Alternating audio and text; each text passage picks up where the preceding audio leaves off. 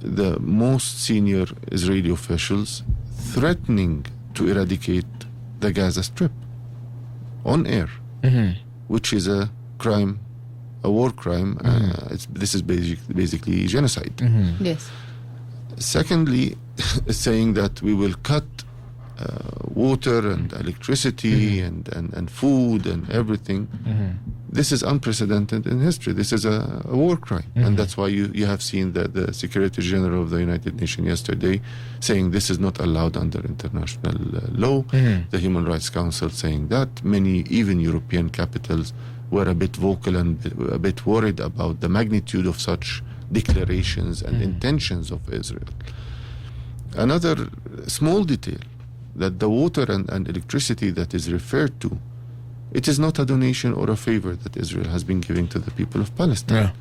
This is something that we have, the Palestinian government is paying for to supply. So instead sourcing it from somewhere else, because we cannot generate on our own, because Israel is prohibiting importing facilities or power generating plants because of their domination on the Palestinian Authority. So we have remained with very little options. One of them is to buy from the occupier electricity and pay for it at a cost that is almost double what the Israelis as consumers are buying that same electricity or that same water for. So it's no favor in this regard. So this is also subjecting an entire population to government. If the Kenyan police is seeking someone in this neighborhood, they are not allowed to wipe out the entire neighborhood under the pretext that they were seeking for somebody to detain or to arrest. There are laws that govern actions of governments and states in this regard, very well defined one, and Israel has violated all of them equally. Na Hazem Shabat anazungumza kuhusiana swali ambalo labda ameweza kuzungumzia na kuweza kusema kuwa licha ya kuweza kukatiwa stima sio kuwa ni msaada ambao wanapata kutoka kwa taifa la Israel, ni kwa sababu wamenyimwa nafasi ya kuweza kuimport kutoka nje. Kwa hivyo hawana budi bali kuweza kununua kwa wale madhalimu au oppressors wao ambao wananunua maji na stima, lakini sio kwa bei ambao Israeli wao wenyewe wananunua, kwa bei mara mbili ya kile ambacho wanaweza kununua. Kwa hivyo inakuonyesha ni kiasi gani wamepatikana katika nafasi iliyokuwa ngumu zaidi. Hazem, let's talk about the political side of Palestine, but before that I've received a message, or rather a question, asking about Gaza. They really want to know the relationship between Gaza and Palestine, because some people confuse that Gaza is Palestine, as in it's the whole of Palestine is Gaza. Let's talk about this Gaza. Tell us more about this Gaza Strip. Gaza is 365 square kilometers of a 6,000 kilometer geography called Palestine. So basically it's a very small portion of what is Palestine. The problem is Israel has made sure that this area is totally cut off from the rest of Palestine. So basically to go from the West Bank, which is Jerusalem, Ramallah, Nablus, Hebron, Al-Khalil, Jericho, Jenin, Tulkarm, you will have to step first into Gaza. Israel, commute, and then you end up in Gaza, and vice versa, which is totally against what the UN had in mind when they divided the territory into a Palestinian and Israeli state. So basically, the problem, the other layer that might be referred to in this regard is Gaza has become fully under the control of Hamas since 2007.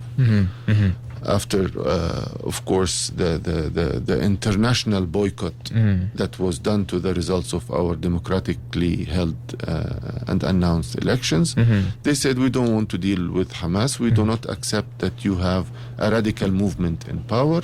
And the entire world boycotted the Palestinian government, triggering an Israeli Hamas reaction that they said, okay, if we're going to be boycotted, then we will not conduct things in a democratic structure, and we will take over the country. And they have dominated all the institutions of the Palestinian government, and as such, the Palestinian government is not the direct one who's calling the shots.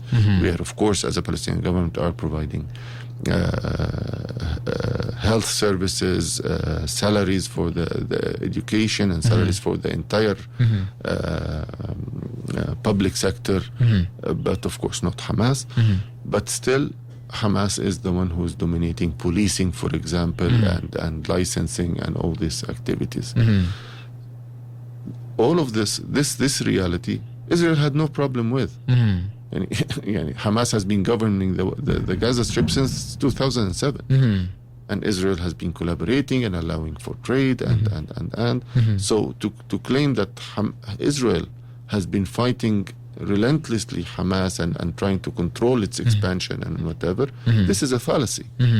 And if there is anything that Hamas has achieved that now people are criticizing, the Israeli government should be accountable for that, because Hamas is under a full military closure since 2007 of the Israeli army. So whatever happens or does not happen falls on the shoulders and the conscience of the Israeli government and their army. Okay, thank you so much. Hazem anazungumza kuhusiana na Gaza, kwa nimeweza kuhusiana jumbe ambao imeweza kuingia akitaka kujua tofauti ya Gaza na Palestina, ambapo kwa Gaza ni sehemu ya Palestina ambayo ni kubwa. Kuna baadhi ya miji ukitaka kupita lazima upitie Gaza ndio uweze kufika katika sehemu kama ile. Na ameweza kusema kuwa kuanzia mwaka 2007 Gaza imekuwa chini ya Hamas. Kiweza kuzungumzia kuhusiana na Palestinian government au serikali ya Palestina. Na sasa hivi itakuwa ni wakati mwafaka Ramla kuweza kumuuliza tofauti ya Hamas na serikali ya Palestina kabla ya kwenda mbele. Hazem, just talking on whatever you've actually said right now about Gaza being under Hamas, and then there's a Palestinian government. What actually is Hamas? And let's take us through the political side of Palestine so that we can actually have a glimpse picture. Because we have heard that some of the people from Israel are saying that Israel is not fighting Palestine, is fighting Hamas.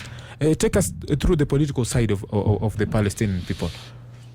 No, a very short answer, and I will explain later. No, Israel is fighting every Palestinian, Muslim or Christian, everywhere. This is beyond my doubt. This is not the Palestinian perspective, or this is not an opinion. These are international reports from the EU representatives and diplomats serving in Palestine and Israel. To their governments. This is from United Nations reports, all the relevant organizations, and also reputable organizations that like Human Rights Watch or Amnesty International. They have put it in black and white that what is happening in Palestine, all of Palestine, every city, village, street and house in Palestine is subject to apartheid regime. So it's not something that we are imagining. This is something that has been documented everywhere on daily basis till even late, till last May or something like this. So no, they are not fighting Hamas. They are fighting every Palestinian presence everywhere. The issue is, traditionally we had the Palestinian National Movement, what you would know as the PLO. You've heard about the PLO. The PLO. This is a group of movements, secular in nature, that had led the Palestinian people throughout since 1965, and introduced the Palestinian national identity once again to the international community, and started having the presence in the United Nations and recognition. And that's why we have managed to be on the table in the peace agreement with Israel. And they were leading what you know as the Palestinian Authority or the Palestinian government as a subsidiary body of the PLO. So the PLO is the umbrella for all Palestinians inside Palestine or in diaspora or expelled as refugees. And you had the Palestinian Authority that was specifically made to run the affairs of the Palestinians living in the occupied territory, which is the Gaza Strip, East Jerusalem, Nablus, Ramallah, Jericho, Hebron, all these cities. This was under the administrative governance of the Palestinian Authority. Hamas is a Palestinian faction. Think of it as a party. Okay.